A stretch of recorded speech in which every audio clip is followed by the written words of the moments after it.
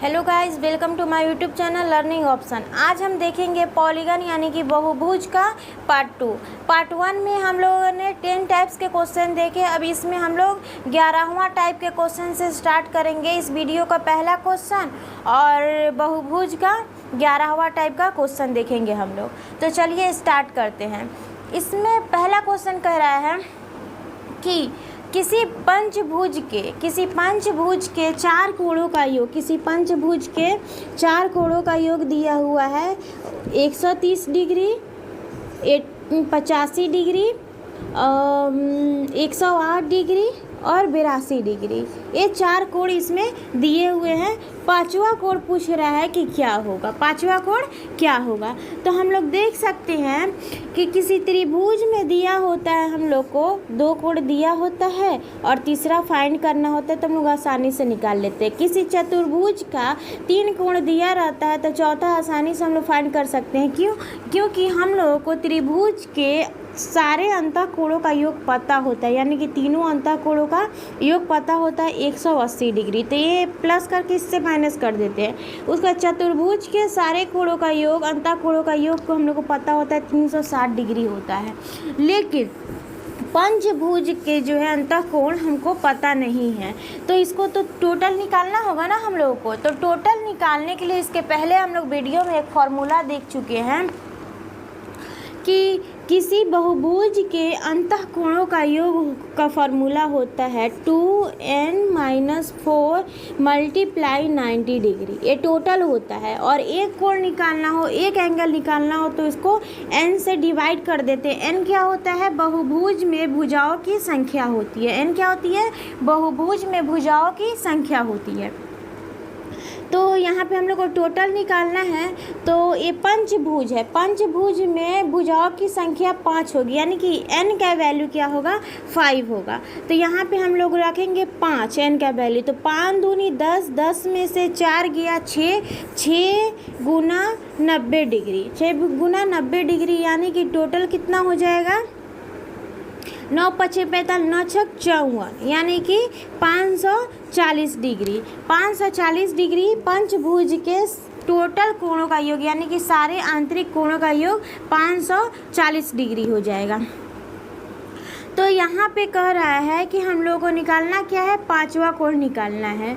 तो चार कोणों का योग कितना हो जाएगा? हम लोग यहाँ से देख लेते हैं। लोग चार कोणों का योग 2, 8, 10, 5, 15, 0, 15, 15 का 5, 1, 8, 0, 8, 8, 8, 16, 3, 19, 1, 20, 2, 1, 1, 2 और 2, 4, यानी कि चार कोणों का योग जो है इसका 405 डिग्री है। तो पांचवा कोण कितना होगा? तो पांचवा कोण बराबर हो जाएगा, टोटल कोण में से चार कोण को माइनस कर देंगे तो पांचवा कोण हम लोग का निकल जाएगा। तो 10 में से 5 गया 5 और यहाँ 3 बचा, यानी कि 3 में से 0 गया 0 और 5 में से 4 गया, 3 में से 0 गया 3 और 5 में से 4 गया 1, यानी कि 135 डिग्री इसका आंसर हो जाएगा। पांचवा कोण क्या होगा? 135 डिग्री होगा। तो ये हम लोग 11वां टाइप क्वेश्चन देख चुके लोग। आई होप कि आप लोगों को समझ में आ रहा होगा। अगर समझ में आ रहा हो तो प्लीज़ वीडियो को अब तक लाइक कर दीजिए। चलिए अब लोग देखेंगे लोग 12वां टाइप क्वेश्चन। 12वां टाइप क्वेश्चन में जो है विकर्ण से रिलेटेड क्वेश्चन पूछा जाता है, यानी कि विकर्णों की संख्या निकालना। अब हम लोग विकर्ण की संख्या निकालना सीखेंगे लोग। किसी बहुभुज के विकर्ण की संख्या निकालने के लिए एक फॉर्मूला होता है n² - 3n/2। ये होता है विकर्ण की संख्या निकालने का फॉर्मूला। फार्मूला इसलिए होता है क्योंकि त्रिभुज का हम लोगों को तो पता होता है, जैसे कि त्रिभुज नहीं, चतुर्भुज लेते हैं। चतुर्भुज किसी भी टाइप का आप चतुर्भुज बनाइए तो उसमें विकर्ण की संख्या 2 होती है। ये तो कम होती है तो पता चल जाता है ना, लेकिन बहुभुज अगर द्वादश बहुभुज हो, दशम बहुभुज हो, नवम बहुभुज है तो उसमें विकर्ण की संख्या निकालना ऐसे बहुभुज में अगर ज़्यादा बहुभुज दिया हो तो उसमें ऐसे डायरेक्टली निकालना विकर्ण की संख्या थोड़ा प्रॉब्लम होता है, थोड़ा दिक्कत करता है, तो हम लोग फार्मूला पे निकालते हैं लोग। तो इसका फार्मूला होता है n² - 3n/2, n² - 3n/2।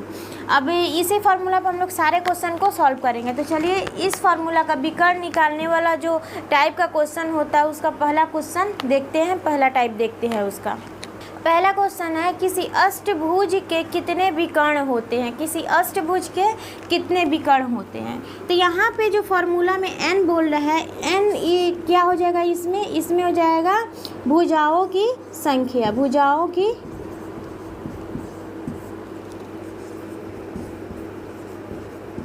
संख्या। n इक्वल क्या होता है, भुजाओं की संख्या होती है। तो कह रहा है किसी अष्टभुज में विकर्णों की संख्या कितनी होगी। तो यहाँ पे हम लोग n का वैल्यू 8 लेंगे। n इक्वल टू कितना है 8, क्योंकि ये अष्टभुज है तो उसमें 8 भुजाएं होंगी।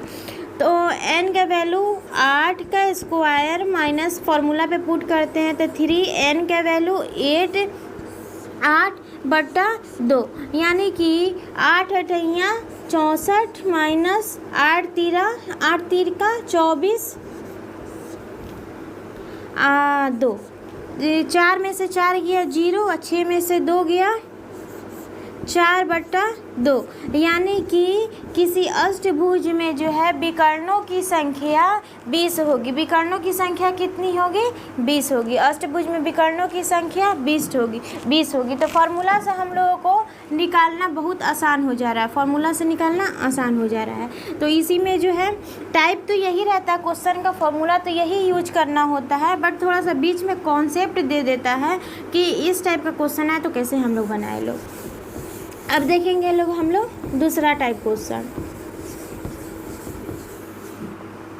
दूसरा टाइप क्वेश्चन देखते हैं लोग, विकर्ण से ही रिलेटेड क्वेश्चन में कह रहा है कि 100 भुजाओं वाले बहुभुज में विकर्णों की संख्या कितनी होगी। 100 भुजाओं वाले बहुभुज में विकर्णों की संख्या कितनी होगी। अब 100 भुजाओं वाले बहुभुज है तो इसमें विकर्ण का संख्या निकालेंगे हम लोग डायरेक्टली तो बहुत प्रॉब्लम हो जाएगा ना, इसीलिए तो फार्मूला का यूज हम लोग करते हैं विकर्ण की संख्या निकालने में, क्योंकि बहुभुज है। त्रिभुज और चतुर्भुज का निकालना तो आसान होता है, लेकिन अगर ज़्यादा दिया यहीं पे देख लीजिए 100 भुजाओं वाले बहुभुज में विकर्णों की संख्या निकालना, ये तो 4000 से ऊपर ही चला जाएगा। चलिए देखते हैं हम लोग कितना होता है। तो 100 n का वैल्यू कितना हो गया, 100 हो गया। उसके बाद से विकर्ण की संख्या निकालने का फॉर्मूला होता है n² - 3n/2। तो n का वैल्यू कितना है, 100 है, तो 100 का स्क्वायर माइनस 3n/2, तो ये हो जाएगा 10,000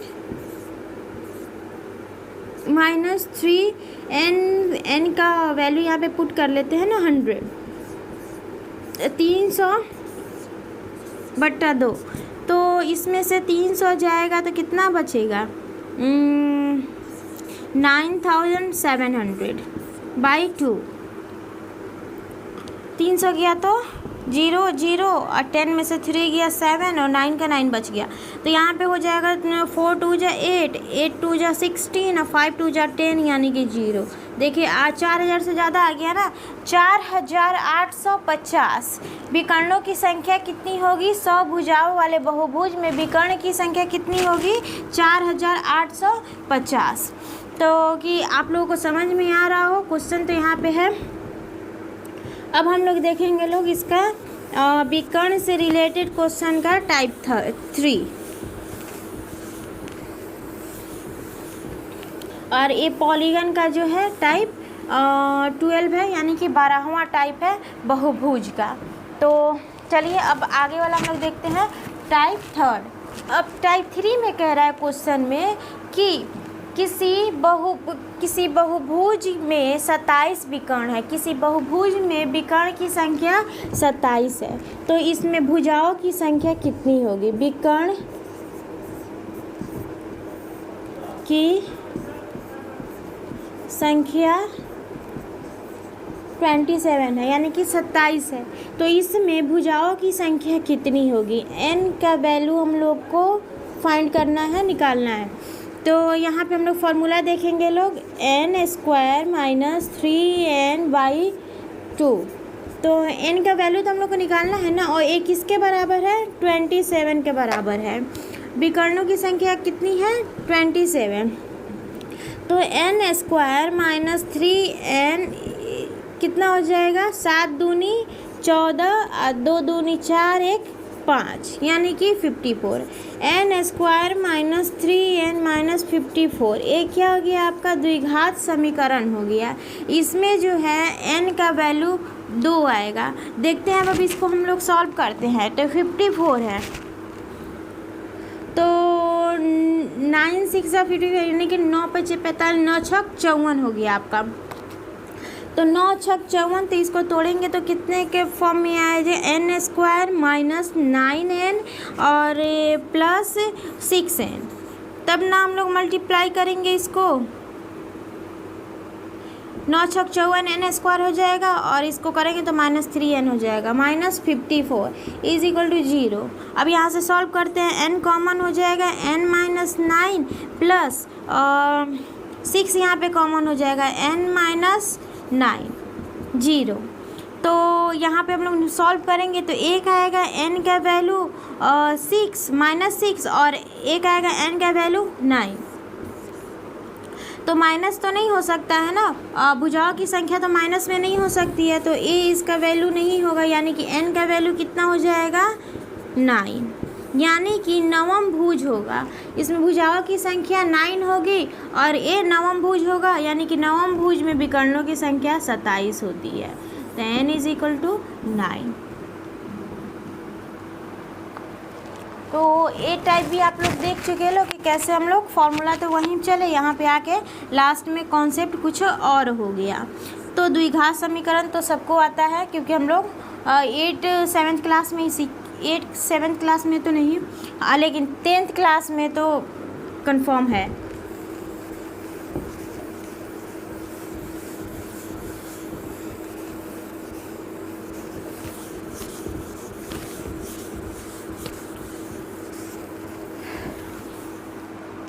चलिए अब हम लोग देखेंगे लोग इस लेसन का 4 टाइप क्वेश्चन। चौथा टाइप को इस लेसन का नहीं, विकर्ण से जो इसका 12वां टाइप है उसका जो है चौथा टाइप क्वेश्चन हम लोग देखते हैं लोग कि क्या होता है। चलिए तो इसका एक और क्वेश्चन हम लोग देखते हैं ताकि अच्छे से प्रैक्टिस हो जाए। कह रहा है क्वेश्चन में 10 भुजाओं वाले बहुभुज में विकर्णों की संख्या कितनी होगी। तो n इसका कितना है, 10। अब विकर्णों की संख्या इसकी निकालनी है, तो यानी कि कैसे निकालेंगे हम लोग, n स्क्वायर माइनस 3n/2।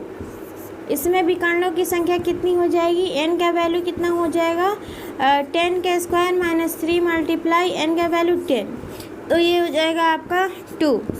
तो 10 दहा 100 माइनस 10 तिया 30/2, यानी कि 100 में से 3 गया 70/2, कितना हो जाएगा 35। यानी कि किसी दशम भुज में विकर्णों की संख्या 35 होगी। विकर्णों की संख्या कितनी हो जाएगी, 35 हो जाएगी। तो ये क्वेश्चन बहुत इजी था, फार्मूला याद होना चाहिए, और कभी कोई कॉन्सेप्ट इसमें अंदर दे दिया हो तो उसको समझ के और इस फार्मूला पे पहुंचने की कोशिश करनी चाहिए।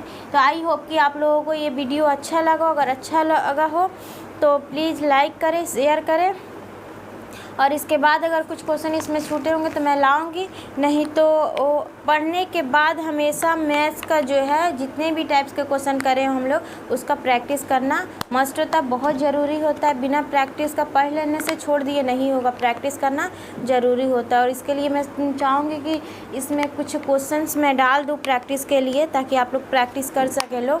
तो चलिए।